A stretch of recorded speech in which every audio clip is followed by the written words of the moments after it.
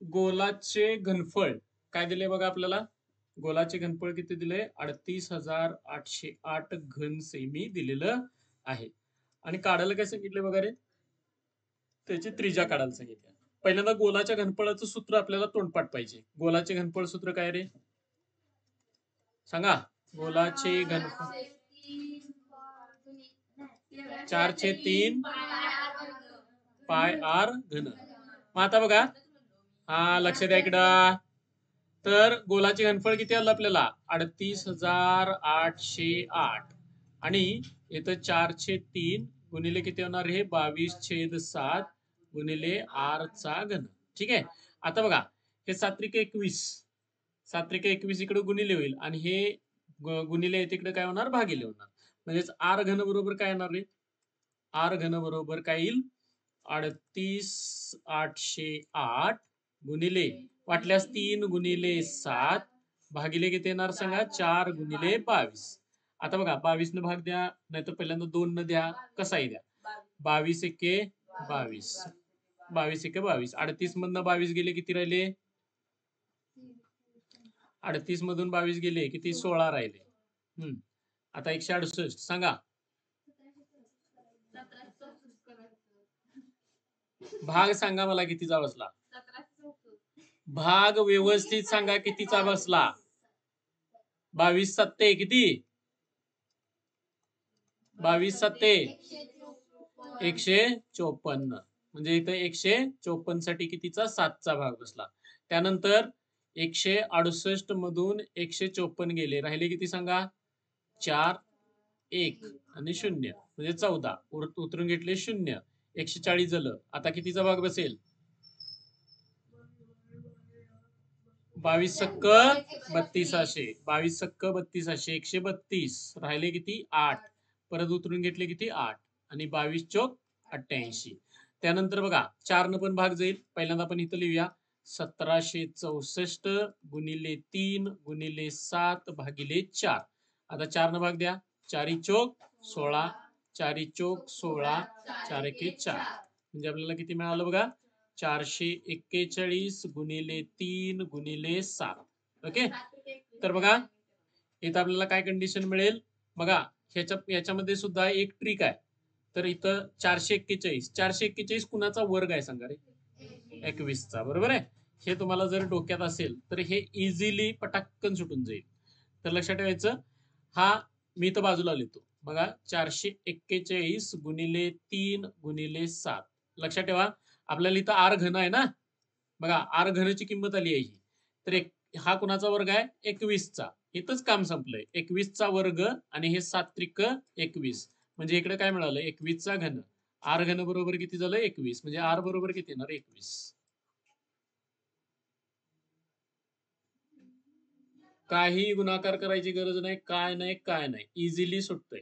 तर लक्षात ठेवायचं, हे 441 म्हणजे 21चा वर्ग होता आणि 21चा 1 घातांक. मग 2 + 1 3. आरचा म्हणजे 21चा घन आणि इथं आरचा घन. दोन्ही बाजूचं काय करायचं? घनमूळ घेतलं. आर बरोबर किती येणार? 21. एवढं साधं सोपं गणित होतं. तरी सुद्धा समजा तुम्ही हे सगळा गुणाकार केला असेल, तर हा गुणाकार किती येईल? तर काय बघा आपल्याला मिळेल? तर 441 गुणिले किती येणार? 21. 21×1=21. राहिले किती? 2. 21×4=84. 84 किती झाले? 86. अच्छा आले 8. 21×4=84. 84 ने 8 92. बरोबर आहे. आता बघा, तुम्हाला ह्याचे जर घनमूळ काढायचं असेल तर मी आता तुम्हाला इथं थोडस दाखवतो. तर बघा, 1चा घन किती आहे रे? 1. 2चा घन किती? 8. 3चा घन 27. 4चा घन 64. 5चा घन 125. 6चा घन 216. 7चा घन 343. 8चा घन 512. 9चा घन 729 आणि 10चा घन 1000. ओके.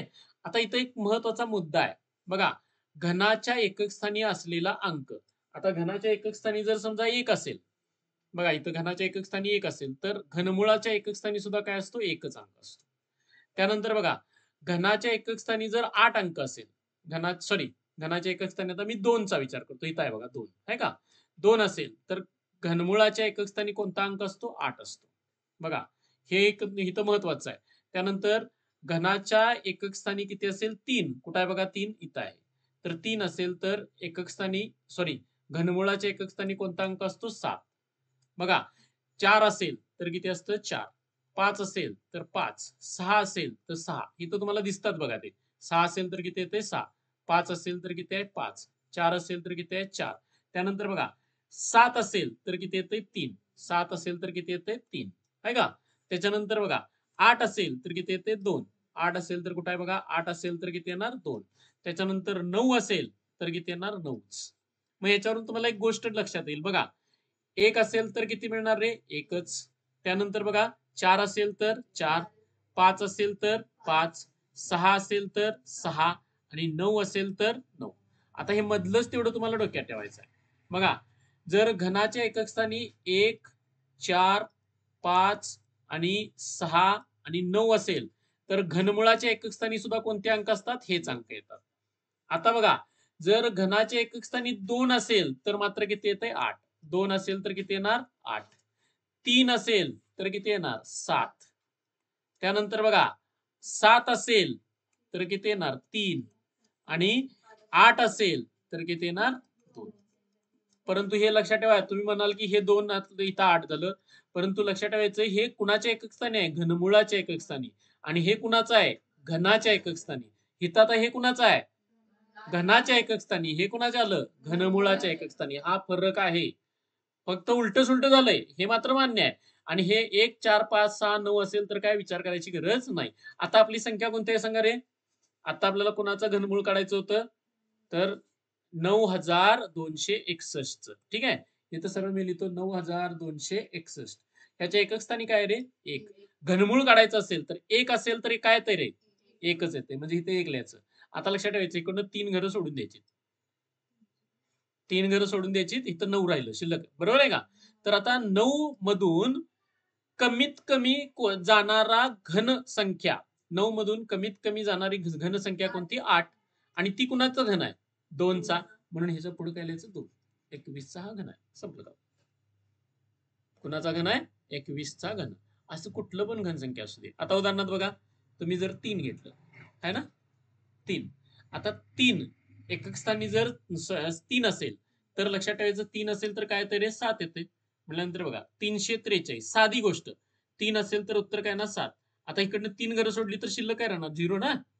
मग 0चं घनमूळ काय 0च ना 7. म्हणून उत्तर काय असते 7. लक्षात घ्या. आता इथं बघा पाहिजे तर आता 1000 आहे ना तर आता आपण काय म्हणणार रे 0 असेल तर काय येते 0. बघा 1000 0 असेल तर काय येते 0. इकडनं 3 घरं सोडायची राहिलं काय 1. 1 मधून जाणारा सगळ्यात छोटा घन कोणता 1च. आणि तो कोणाचा असतोय 1चा. म्हणून ह्याच्या पुढे काय लिहायचं 1 लिहायचं 10चा घन. ट्रिक काय लक्षात आली का? 3 घरं सोडायची उरलेलं बघायचं त्याचा काय असेल ते घनमूळ बघायचा विषय संपला. त्याच्यापेक्षा कमी असणारा घनसंख्या बघायची त्याचं घनमूळ काढायचं. म्हणजे ते 27 असेल 64 असेल काय असेल ते. तर त्यानुसार आपण बघायचं आणि ते घनमूळ काढायचं. यामुळं बघा इथं एक तर हा प्रकार होता इझी वन. हा सोप्पा सगळ्यात सोप्पा प्रकार होता कोणता? डायरेक्ट तुम्हाला 441 कोणाचा होतं 21चा वर्ग होता आणि हे 21. म्हटल्यानंतर 21चा घन इथंच तयार झाला. 21 गुणिले 21 गुणिले 21. मग त्याचं घनमूळ काढायचं होतं आर बरोबर तुम्हाला 21 मिळेल. किंवा तुम्ही हे जर काढलं असेल तर तुम्हाला ही ट्रिक वापरता येईल. त्याच्यानंतर बघा इथं काय दिलंय?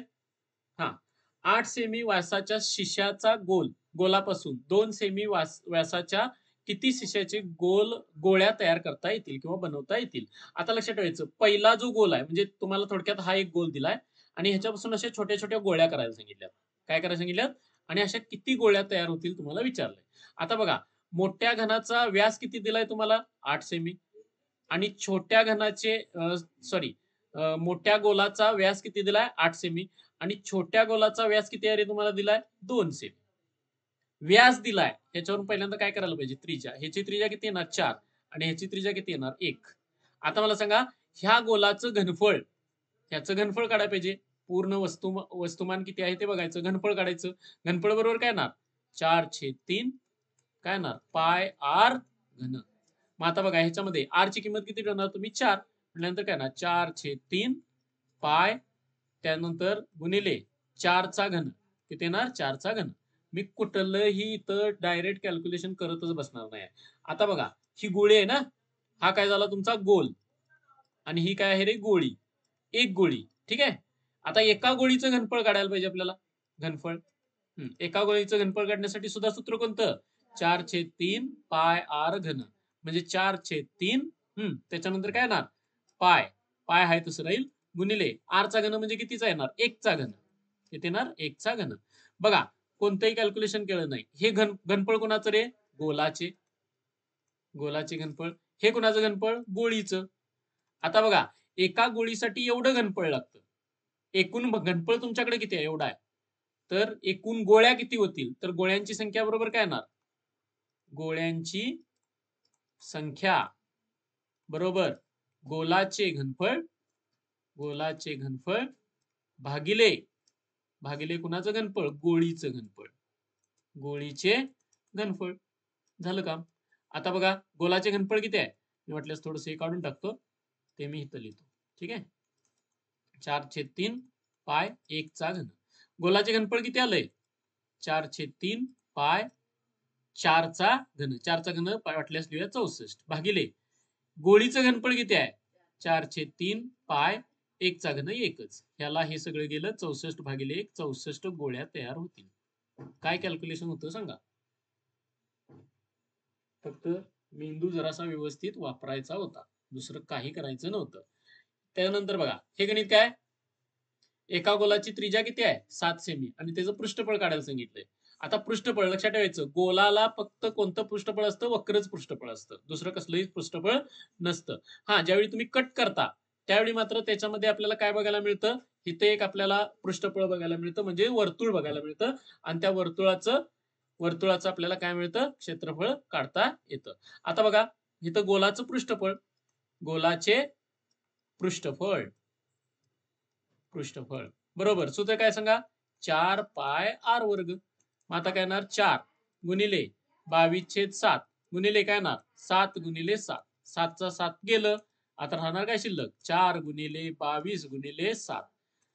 22 7 154 गुणिले 4 सांगा, 4 चोक 16 6, आजच्या लेख 4 पंचे 20 ने 1 21, हातच्या ले 2, 4 1 4 आणि 2 6, 616 काय येणार, सॉरी चौरस, चौरस सेमी. झालं बघा, हे पण इतकं सोपं होतं.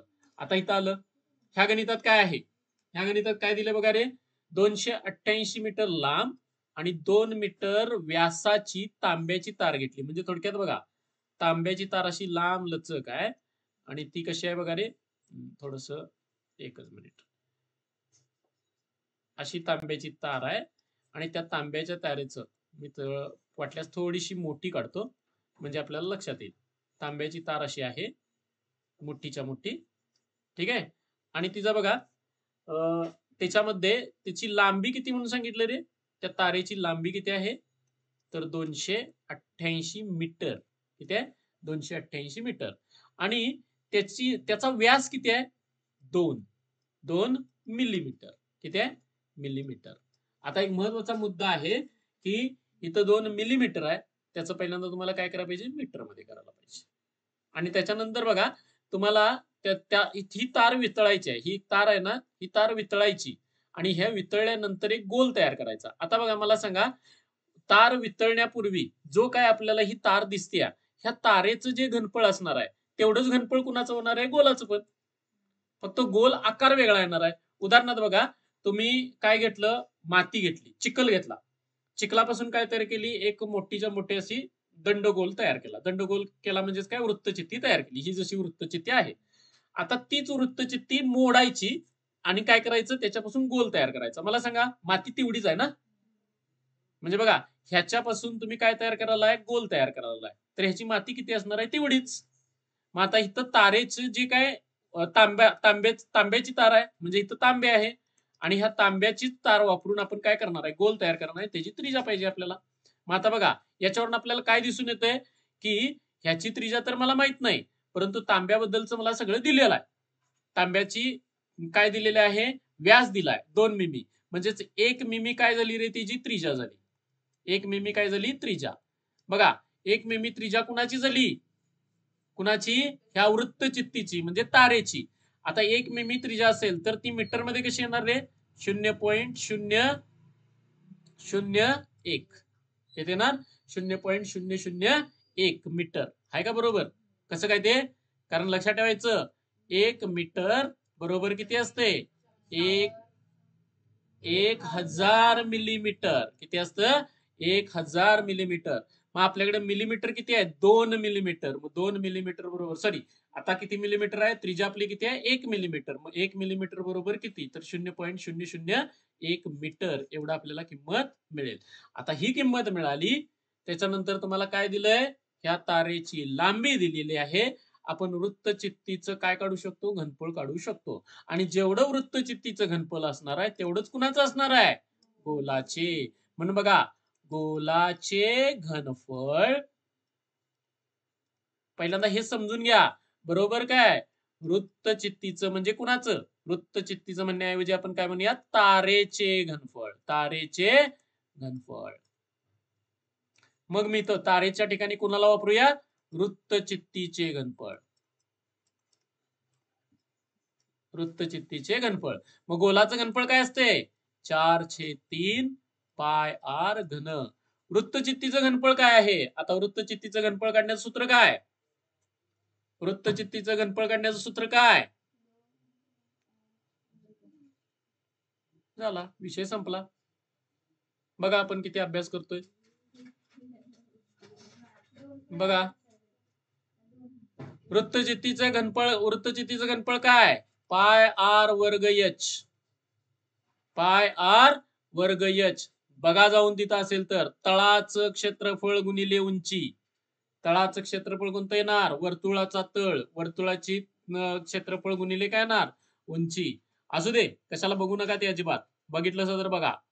तर त्याच्यानंतर काय होणार? इथं बघा, इथं पाय आहे तसं ठेवूया गुणिले इथली त्रिज्या किती आहे? ही आहे. लक्षात ठेवायचं किती आहे ती? 0.0001. त्याचा काय होणार? वर्ग गुणिले एच किती आहे? एच म्हणजे लांबी येणार आहे 288. आता बघा, सॉरी 1 शून्य वाढली काय? हा, तर इथं आपल्याला काय मिळेल बघा? एवढं येईल. आता बघा, हे पायला काय करा? हे पाय घालून टाका. ठीक आहे, इथं बघा 4/3 त्यानंतर आर चा घन. आता बघा, इथं आपल्याला हे आर वेगळं आहे आणि हे आर वेगळं आहे. लक्षात नाही तर ह्यातलं आणि ह्यातलं घालवून टाकशीला. हे आर कोणाचं आहे? तर ह्या तारेचा आहे. आणि हे आर कोणाचं आहे? गोलाचा आहे. मग त्यानुसार आता आपल्याला काय करायला पाहिजे? हा, उरलेल्या सगळ्या गोष्टी इकडे तिकडे काय असतील त्या घालवा. काय मिळेल बघा आपल्याला? हे 3 इथं भागिले आहे. इकडे गेल्यानंतर काय होणार? गुणिले. हा, इथं किंमत किती होणार बघा? 0.00001. बरोबर आहे ना? किती होणार बघा? 1 2 3. 3 म्हणल्यानंतर 3 दोन्ही 6. अजून 1 शून्य वाढायला पाहिजे. 0.1. ठीक आहे, 1 2 3 4 5 6 गुणिले हे 288.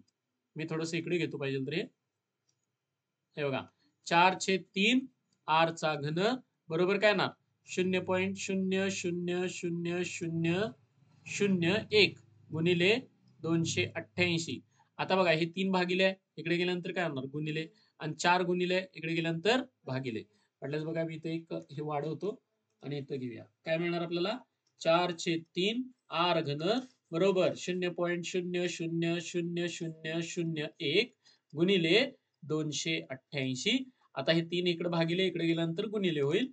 आर चा घन बरोबर काय शिल्लक राहील? 0.0000001 गुणिले 288 गुणिले किती होणार? 3 आणि भागिले किती येणार? 4. अरे 4 ने इथं भाग द्या.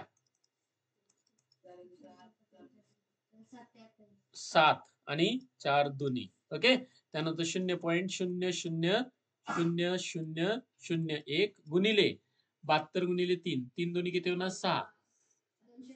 216. बरोबर. आता बघा, हा कुणाचा घन आहे? तर हा घन आहे 0.01 चा. आणि 216 कुणाचा घन आहे? 6 चा घन. लक्षात ठेवायचं, हे आर घन मिळालं तर हे फक्त काय राहणार? आर. कसं काय? बघा, ह्याचा घन करून बघा पाहिजे तर किती? 0.0 गुणिले 0.01. पहिल्यांदा वर्ग करा. काय मिळणार? 1 आहे तसं. आणि किती दशांश चिन्ह द्या पाहिजेत? 1 2 3 4 म्हणजे किती होणार? 0.00 दशांश चिन्ह. ह्याला परत गुणिले किती? 0.01. काय होणार? 1 आहे तसं. किती दशांश चिन्ह द्यायला पाहिजे? 1, 2, 3, 4, 5, 6. म्हणजे काय येणार? 1, 2, 3, 4, 5 आणि इथं दशांश चिन्ह. कारण 6 आहेत का? हे 1 6व्या घरात येते. आणि हाच हित आहे का हे घन? म्हणजे किती ना कोणाचा कोणाकडून गुणाकार केला आपण? 0.0 गुणिले 0.01 गुणिले 0.01 यांचा गुणाकार केला तर एवढी किंमत येते. म्हणजे ह्याचं घनमूळ किती येणार? 0.01. आणि 216 कोणाचा घन आहे? 6चा. म्हटल्यानंतर 216चं घनमूळ किती येणार? 6. आता यांचा गुणाकार करा फक्त, किती येणार? 0.06. ही काय झाली? त्रिज्या मीटर मध्ये. कशामध्ये? मीटर मध्ये. ह्याचं तुम्हाला मिलीमीटर करायचं झालं तर किती येणार? 60 मिलीमीटर. किती येणार? 60 मिलीमीटर. सेंटीमीटर मध्ये करायचं सांगितलं तर 6 सेमी. किती येणार? 6 सेमी. हे तुमच्या डोक्यात आलं पाहिजे. काम संपलं. बघा या पद्धतीने ही गणित, म्हणजे गणितामध्ये काय अवघड नसते, आपल्याला सूत्र माहित नाहीत कसं होणार. ओके, लक्षात आलंय का?